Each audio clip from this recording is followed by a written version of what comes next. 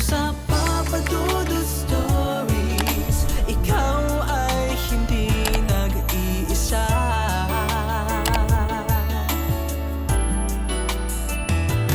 Dito sa Papa Dudut Stories, may nagmamahal sa'yo.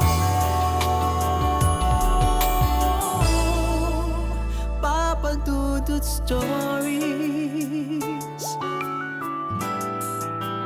Papa Dudut Papa Dudut.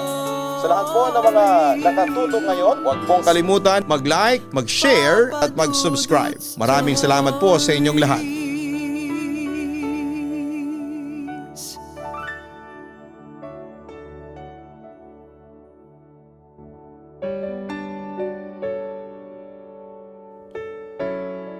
Dear Papa Dudut, una sa lahat ay binabati ko kayo ng isang napakagandang gabi.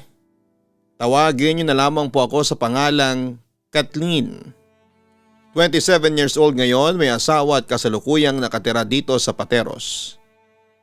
Matagal ko na pong balak na sumulat sa inyo pero ngayon ko lamang ito natapos. Dahil naging abala ako nitong mga nagdaang taon. Anyway, ang ibabahagi kong istorya sa inyo ay tungkol sa aking love life na madrama na may halong suspense sa dulo. Papa Dudut, ngayon pa lamang ay aaminin ko na sa inyo na hindi ako kagandahan. Plain Jane, ika nga nila. May ibang nagsasabing pangit daw ako at dahil sa hindi nga ako nabiyayaan ng kagandahang panlabas ay nawala ang confidence ko sa sarili ko.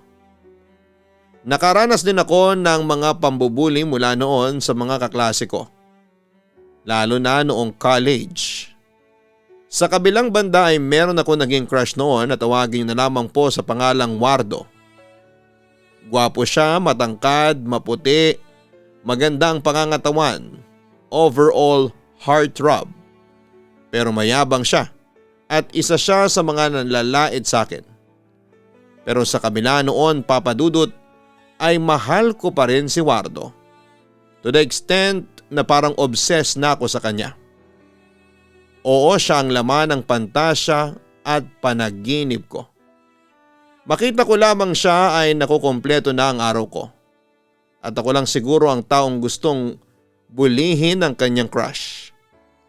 At dahil nga sa matinding obsession ko kay Wardo, ay ipinagkalat ko noon sa mga kaibigan ko na pasekretong naliligaw siya sa akin. Hindi nagtagal ay sinabi ko pa sa mga kaibigan ko na sinagot ko na si Wardo at boyfriend ko na siya. Oo, Papa Dudut. Lahat ng yun ay puro kasinungalingan. Hanggang sa isang araw ay nalagay ako sa gulo nang dahil sa pagsasabi ko ng fake news. Siraulo kang Kathleen ka? Ang kapal na mukha mong angkinin si Wardo? Pwes, pasensya ka kasi mas maganda ako sa'yo. At ako ang type ni Wardo. Hindi ikaw na mukhang bangkay. Pangiinsulto ni Yolanda sa akin. Ang napapabalitang girlfriend noon ni Wardo. Pagkatapos noon ay bigla akong sinampal niya ng malakas. Manlalaban sana ako kaso ay pinigilan ako ng tropa ni Yolanda na si Gerard. Kaya tuloy halos makalbo ako sa pagsabunod sa akin ng tinaguriang Campus Beach. Yang pangit mong yan? Nag-aambisyong magka-boyfriend ng gwapo? Sarkastikong pangiinsulto pa ni Yolanda sa akin. Halos maiyak na ako sa sobrang pangaaping dinadanas ko sa kamay ni Yolanda. Sampal sa bunot at suntok ang inabot ko sa kanya. Hindi naman ako makapaglaban dahil malakas ang pagkakahawak sa akin ni Gerard. Buti na lamang at dumating si Wardo para pigilan sina Yolanda at Gerard. Yolanda, tama na yan, sigaw ni Wardo sa babae. Pagkatapos ay bumaling ito sa lalaking humahawak sa akin. Bitawan mo nga si Kathleen. Nakikisali ka pa sa away ng babae. Teka, bakit kayo nag-aaway ha? Agad namang nagpaliwanag noon si Yolanda. Heto kasing si Kathleen, nagsimula ng away. Biruin mo ang lakas niyang angkinin ka bilang boyfriend niya, samantalang ako ang mahal mo? Kung magsumbong ito kay Wardo ay parang batang inagawa ng lobo. Sinungaling ka, Yolanda. Ikaw ang nagsimula ng gulo, pangit. Napipikong sabi ko sa babaeng yon. Wow ha, sa'yo pa talaga nanggaling ang salitang pangit. Hoy, tumingin ka nga sa sarili mo, sa salamin, bago ka magsalita ng pangit. Sarkastikong balik niya sa akin. Ikaw, Kathleen, ano bang problema mo ha? Bakit mo ba inaaway ang girlfriend ko? At saka, bakit ba ayaw mo akong tigilan? Ilang beses ko nang sinabi sa'yo na ayaw ko sa'yo. Hindi kita type. At saka kahit kailan ayaw kitang maging girlfriend. Wika naman ni Wardo na siyang nagpadugo ng puso ko. Ayan ha, Kathleen, narinig mo na. Ayaw sa'yo ni Wardo, so please tigilan mo na ang boyfriend ko. Kasi kung hindi, ilalampaso ko yung pagmumukha mo. Wika pa sa akin ni Yolanda. At saka kung nagdodroga ka man, please lang tumigil ka na. Kasi kahit kailan, hindi ako papatol sa isang katulad mo. Tingnan mo naman yung itsura mo, ang pangit mo. Pahabol na insulto pa ni Wardo sa akin. Wardo, mahal kasi kita. Naiiyak akong umami noon sa kanya. As expected ay nagtawanan lamang sina Wardo, Yolanda at Gerard sa mga sinabi ko. Ang kapal mo naman na umasang mamahalin ka ni Wardo. Napaka-ambisyoso mo. Pangaasar pa sa akin ang Campus Beach. Nagpatuloy naman si Wardo. Magising ka na nga sa katotohanan, Kathleen. Una sa lahat, hindi tayo bagay sa isa't isa. Pangalawa ay hindi ikaw ang tipo kong babae. Pangatlo, wala akong nararamdamang espesyal para sa'yo. Kaya naman, gumising ka na sa katotohanan. Parang awa mo na, Kathleen. Layuan mo na kami ni Yolanda. Utos pa niya sa akin. Wardo, please. Ewan ko ba pero noong sandaling yon ay nagmamakaawa pa ako sa kanya. Tumigil ka na sa kabaliwan mo. Tandaan mo, hindi ako pinanganak at ginawang gwapo ng Diyos para lang ikaw ang makatuluyan. Wika pa ni Wardo sa akin. Papadudot dahil sa mga pangiinsultong natanggap ko, nag-decide na lamang akong tumakbo palayo sa kanila. Sobrang nasaktan hindi lang ang katawan at puso ko, kundi pati na rin ang self-confidence ko. Hindi na ako pumasok noon sa next class ko dahil nagkulong na lamang ako noon sa banyo ng library kung saan ay walang tao. 3 oras akong nagkulong sa isang cubicle. Samantala pagsapit ng 6:00 ng gabi ay saka lamang ako dali-daling lumabas. Ngunit habang nagmamadali ako maglakad palabas ng gate ay may narinig akong boses ng lalaking tumawag sa pangalan ko. Paglingon ko ay si Wardo yon. Ano bang pag-uusapan natin ha? Nahihiyang tanong ko sa kanya. Kathleen, I'm sorry. Sinserong sabi niya sa akin. Nagulat naman ako at nagtaka sa aking narinig. Sorry, para saan? Question ko sa kanya. Yung tungkol sa nangyari kanina. Yung sa away ninyo ni Yolanda. I'm sorry about that. Hindi ko gustong saktan ang damdamin mo. Hindi ko sinasadya yun. Kathleen, maniwala ka sa akin. Nagduda naman ako sa sinabi at intensyon ni Wardo sa akin. Ano yung hindi mo sinasadya? Yung mga panlalait mo sa akin? Hindi mo sinasadya yun? Sa palagay mo, maniniwala ako sa'yo? Tila galit kong tanong sa kanya. Pero ipinakita niya sa akin ang pagkasinsero niya. Kawa-awa at kapani-paniwalang mukha niya. Kathleen, maniwala ka sa akin. Nasabi ko lang yun kasi nagipit ako. Hindi kita maipagtanggol sa mga kaibigan ko kasi natatakot ako na baka asarin nila ako.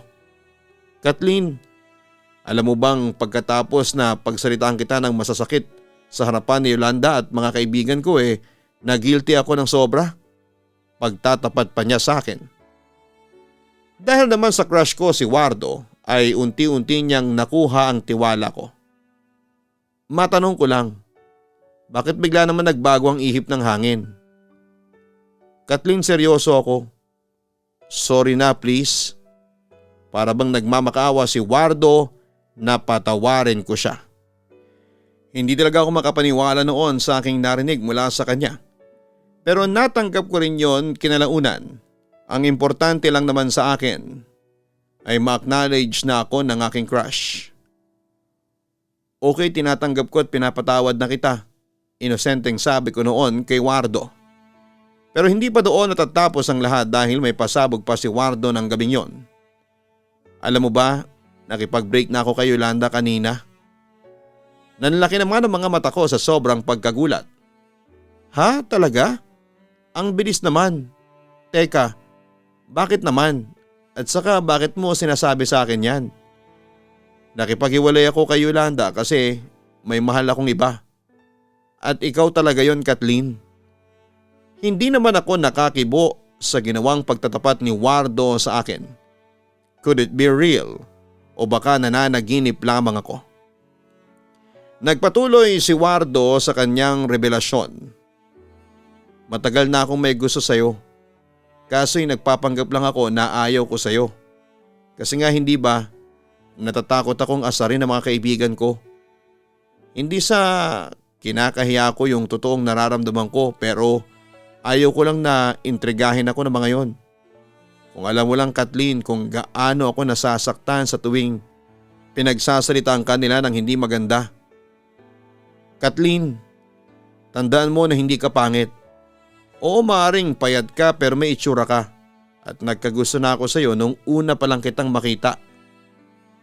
Hindi ako nakakibo noon dahil never in my life na in-expect ko na maririnig ko ang mga salitang yon sa kanya. Pero sinamantala ko noon ang pagkakataon. Nanligaw si Wardo sa akin at sinagot ko din siya. Kinalaunan at naging kami. Oo, minahal ko siya at ibinigay ko sa kanya ang lahat. Kahit na puri ko ay ibinigay ko na rin sa kanya. Mapatunayan ko lang kay Wardo na mahal ko siya. Sa kabilang banda ay hindi naging tahimik ang relasyon namin dahil maraming babae talaga ang umaaligid sa kanya. Bukod sa nakakaramdam ako ng kakaiba mula kay Wardo, hindi ko kasi maiwasang questionin ang katapatan niya sa akin dahil madalas ko siyang mahuli noon na nakikipag-flirt sa ibang mga babae. Hanggang isang araw ay nalaman ko ang katotohanan sa boyfriend kong si Wardo. Aksidenteng napakinggan ko noon ang usapan ni Wardo, Yolanda at kaibigan nilang si Ben-Hur. Nanlumo ako nang malaman kong pinagpupustahan lang pala nila ako. At ang lahat ng pakita sa akin ni Wardo ay pawang peki lamang. Napaiyak ako at nagkating class ako pagkarinig ko ng usapan nila. Maaga akong umuwi ng bahay at doon ay pinagnilay-nilayan ko ang aking sitwasyon. At sa huli ay nagpasya na lamang akong tawagan si Wardo para makipag-break sa kanya nang hindi ko ipinagtatapat sa kanya ang aking nadiskubre. Siyempre nagtaka siya at halos magmakaawa sa akin pero desidido na ako noon. Gusto kong matalo siya sa pustahang yon at sinumpa ko sa aking sarili na simula sa araw na yon ay hindi na ako magpapaloko pa sa lalaking yon. As expected ay panay ang pangungulit niya sa akin kahit nasa loob ng campus. Kinatwiran ko na lamang sa kanya na nadiskubre ko sa aking sarili na hindi pala ako handang makipagrelasyon sa isang lalaki. At kapag nakikita ko sina Yolanda, Gerard at Ben-Hur ay napapangisi na lamang ako dahil hindi sila nagtagumpay na paikutin ako. Samantala lumipas ang ilang buwan simula nang isuko ko sa kanya ang bataan ay nakaramdam ako ng kakaiba sa katawan ko. Hindi nagtagal ay nalaman ko na lamang na buntis ako at si Wardo ang ama. Natakot ako noon, Papa Dudut, lalo na sa tatay kong sobrang higpit sa akin. Siguradong hindi niya matatanggap na isa akong disgrasyada kaya humanap ako ng paraan. May kapatid si Wardo na nagngangalang Terence at hayagan ang pagkagusto niya sa akin. Katunayan nga ay pinagbibintangan pa ni Wardo ang kapatid niya ang dahilan kaya bigla akong nakipaghiwalay. Sa kabilang banda dahil sa malaki nga ang pagkagusto sa akin ng nerd na si Terence ay sinamantala ko ang pagkakataon at lumapit ako sa kanya para tulungan ako sa problema ko. Terence, buntis ako. Nabuntis ako ni Wardo. Pag-amin ko kay Terence. As expected, nagulat si Terence pero agad siyang nagpakita ng concern sa akin. Pananagutan ka ba ng kapatid ko? Hiwalay na kami ni Wardo at ayaw ko nang istorbuhin pa siya dahil sigurado naman ako na hindi niya ako pananagutan. Malungkot kong sabi sa kanya. Talagang nagpaawa ako kay Terence para makuha ko ang kanyang simpatya. Nasabi mo na ba to sa mga magulang mo o sisa pa niya sa akin? Hindi ko pa sinasabi sa kanila ang totoo. Pero alam kong lagot ako sa kanila kapag nalaman nilang buntis ako. Sigurado kong bububugin ako ni Itay. Yun naman ang pangamba ko. Hindi ko na rin napigilang umiyak sa harapan ni Terence. Agad naman niya akong niyakap at inalo. Ano ang plano mo? Tanong pa niya sa akin kinalaunan. Mahal mo ba ako, Terence? Seryosong tanong ko sa kanya. Kahit kailan, hindi nagbago ang nararamdaman ko para sa iyo. Kaya nga palagi kitang tinutulungan, hindi ba? Mahal pa rin kita hanggang ngayon, Kathleen. Pag-amin niya sa akin. Gusto kong malaman mo na handa akong saluhin ang responsibilidad sa iyo ni Wardo. Kung hahayaan mo lang ako, aakuin ko yung anak mo. Ako ang haharap sa mga magulang mo. Dagdag pa niya sa akin. Sigurado ka ba, Terence? Hindi ba ako magiging unfair sa iyo? Tanong ko sa kanya. Mahal kita, Kathleen. Ayaw ko nakikita kang ganyan at saka heto lang yung naisip kong paraan para makatulong sa iyo. Sabi pa ni Terence sa akin. Huwag kang mag-alala. Hindi ka iiyak sa piling ko. Gagawin ko ang lahat maging masaya ka lang. Hindi man ako kasing gwapo ni Wardo pero handa kitang mahalin ng buong tapat. Tandaan mo. Yon ang ipinangako ni Terence sa akin noong araw na yon. Papadudod si Terence ang ginawa kong panakipbutas noon. Siya rin naman ang may gusto noon. Hindi siya nagdalawang isip na akuin ang lahat ng responsibilidad sa amin ng anak ko. Minahal din naman niya ako at ipinakita niya sa akin na malaki ang respeto niya sa akin. Dahil doon, papadudot, ay hindi nagtagal, natutunan ko ring mahalin si Terence at kinalimutan ko na si Wardo. Papadudot, unti-unti kong natutunang mahalin si Terence dahil sa kabaitan niyang taglay. Hindi man siya kasing gwapo ng kapatid niyang si Wardo, ay nasa kanya naman ang hinahanap ng isang babae. Matalino, mapagmahal, maalaga, responsable, may respeto at higit sa lahat ay may ambisyon. Sa kabilang banda ay naging masaya naman ang relasyon namin ni Terence. Yun nga lang ay madalas may eksena ang kapatid niyang si Wardo na hindi ko mawari kung nagpapapansin lang ba sa akin. Madalas siyang manggulo sa relasyon namin. Katulad na lamang isang gabi. Teka, anong ginagawa mo dito? Sinong hinihintay mo? Naiinis na tanong ko kay Wardo. Hinihintay kita. Kasama mo pala ang kapatid ko. Saan naman kayo nagpunta, ha? Tila may bahid ng matinding selos ang boses niya ng mga sandaling yon. Wala ka nang pakialam doon kung saan man kami magpunta ni Terence. Giit ko sa kanya. Ang lakas ng loob mong gawing panakipbutas ang kapatid ko? Kompronta niya. Hindi ko panakipbutas ang kapatid mo. Mahal ko si Terence. Depensa ko naman. Napatingin naman si Wardo sa lumalaki kong tiyan. Yang pinagbubuntis mo, sa kanya ba talaga yan? Tanong pa niya sa akin. Oo, bakit? Mataray kong sagot sa kanya. Hindi ako naniniwala, Kathleen. Alam ko, hindi kay Terence yung pinagbubuntis mo. Malakas ang kutob ko na sa akin yung batang yan. Ano? Aamin ka na ba? Akin yan, di ba? Paninindak niya sa akin para mapilitan akong umamin. Samantala'y huminga muna ako ng malalim bago ko siya sagutin.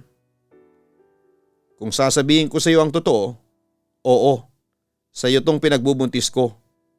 Ang tanong, aakuin mo ba? Agad namang sumagot si Wardo. Oo, aakuin ko, Kathleen.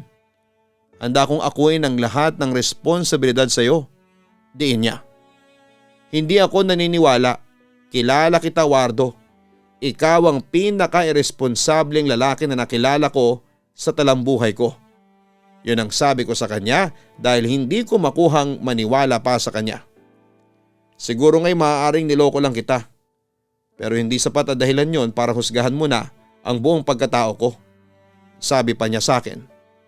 Sapat na yun para husgahan ko ang buong pagkatao mo. Alam mo Wardo, kahit na magkapatid kayo ni Terence, ibang iba siya sa'yo. Siguro nga mas gwapo ka sa kanya pero sa totoo lang, mas lamang pa rin siya sa'yo. Matalino, responsable, masipag, mapagmahal.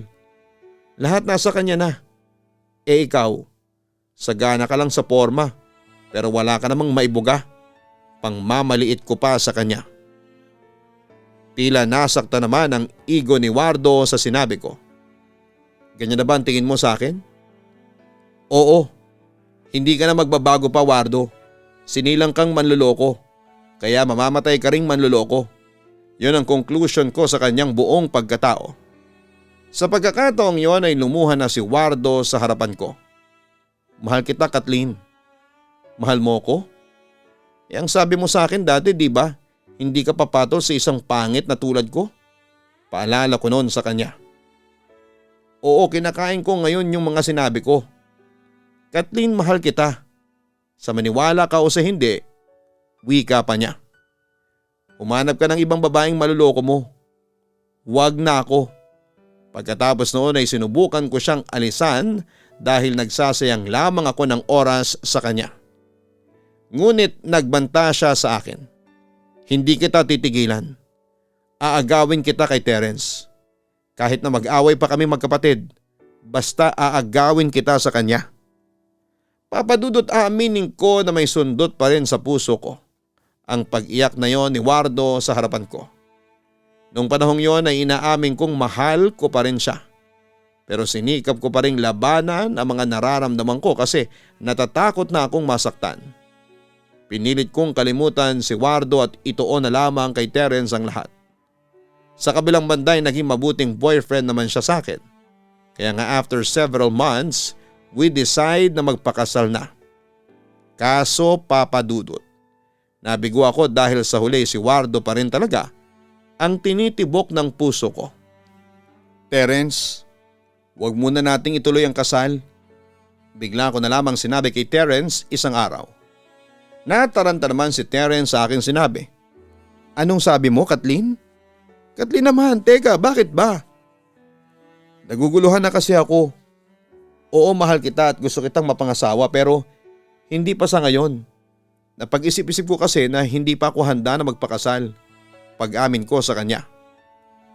Kasi mahal mo pa rin si Wardo, ganun ba? Diretsa niya sa akin. Sa putong yun ay naiyak na lamang ako. I'm sorry Terence pero tama ka. Bakit ngayon ka pa atras? Almost prepared na ang kasal natin. At saka paano na yung mga bisita natin? At saka ano na lang ang sasabihin nila sa atin? Kathleen, ilalagay mo ko sa kahihiyan. Malapit na siyang mag-hysterical ng mga oras na yon. Anong gagawin ko? Pilitin ang sarili ko.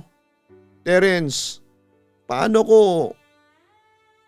makakapagsabi ng I do sa harapan ng Diyos kung hindi pa ako sigurado sa mga nararamdaman ko? Tanong ko sa aking fiancé. Ano bang ginawa ko sa iyong masama, ha Kathleen? Bakit mo ginagawa to? I love you. I gave you everything. Binigay ko sa iyo pati buhay ko. Ginawa ko naman ang lahat para maging masaya ka lang. Kulang pa ba yun ha Kathleen? Si Wardo, ano bang binigay niya sa iyo ha? At mahal na mahal mo pa rin siya hanggang ngayon. Niloko ka lang niya hindi ba? Nilait ka lang niya? Pinagtawanan ka lang niya? Inanakan ka lang niya? Tapos sa kabila noon, mahal mo pa rin siya? Tila may hinanakit na wika ni Terence sa akin. Buo na ang desisyon ko. Iurong na muna natin ang kasal. Yun ang huli kong sinabi sa kanya na ang araw na yon. Pagkatapos kinagabihan ay tuluyan na akong nakipaghiwalay sa lalaking minsan akong minahal ng todo. Papadudot pagkatapos noon ay sinubukan kong bumalik kay Wardo. Pero hindi ako naging masaya. Ewan ko ba. Pero palagi laman ang utak ko si Terence. Sobra kong nakonsensya noon sa ginawa ko sa kanya. At aaminin ko rin naman na may puwang pa rin siya sa puso ko. Sobra akong naguluhan noon, Papa Dudut, kaya pinag-isipan ko ang lahat. Hanggang sa dumating na ako sa revelation na mas nakakahigit na si Terence kesa kay Wardo sa puso ko. Kaya sa huli ay kinausap ko si Terence at humingi ako ng tawad sa kanya. Inamin ko sa kanya na nagkamali ako ng desisyon. Agad rin naman akong pinatawad ni Terence at nag-decide kami na ituloy ang kasal.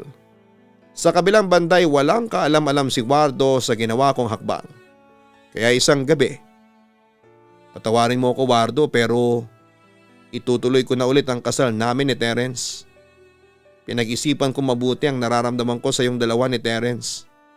Mas mahal ko pa rin pala ang kapatid mo kesa sa'yo. Hindi ko gustong saktan ka pero wala akong magawa kundi ang sundin ang puso ko. Iyon ang naging pagtatapat ko sa kanya.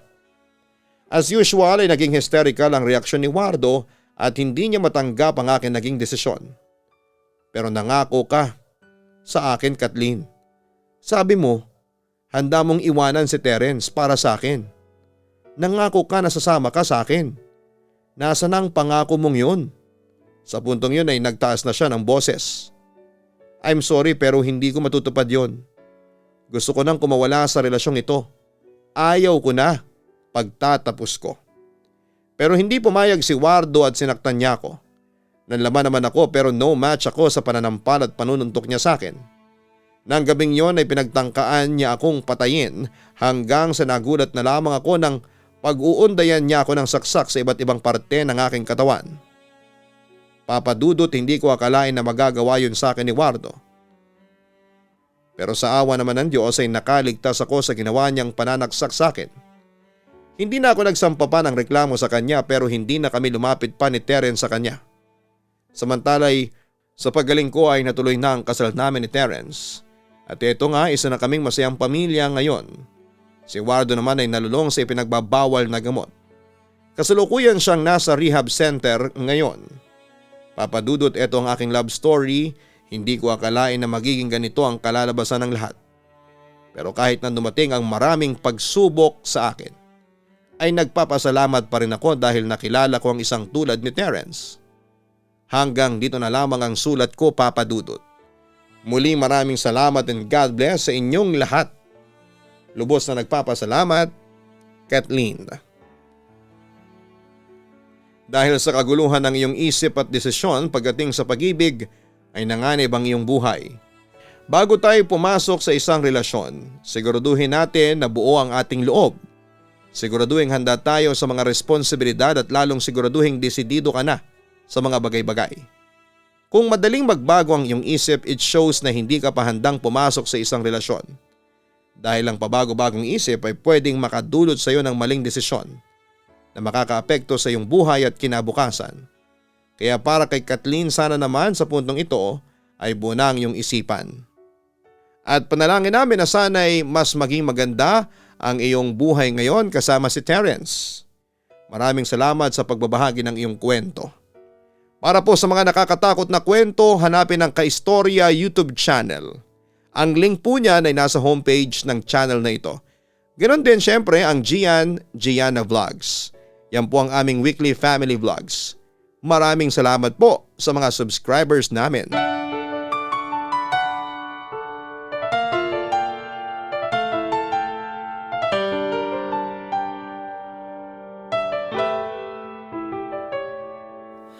Ang buhay ay mahiwaga, laging may lungkot at saya. Sa Papa Dudut Stories, laging may karamay ka.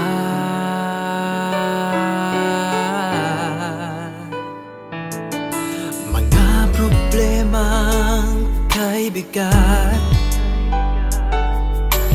dito ay pakikinggan ka.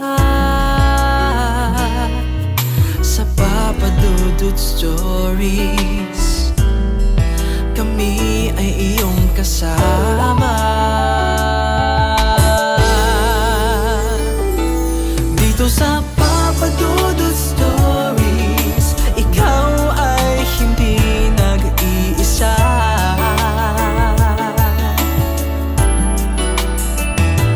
Dito sa Papa Dudut Stories, may nagmamahal sa'yo. Papa Dudut Stories, Papa Dudut Stories,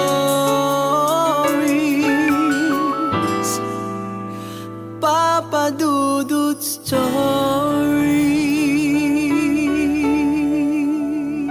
Hello mga ka-online, ako po ang inyong si Papa Dudut. Huwag kalimutan na mag-like, mag-share at mag-subscribe. Pindutin ang notification bell para mas maraming video ang mapanood ninyo. Maraming salamat po sa inyong walang sawang pagtitiwala.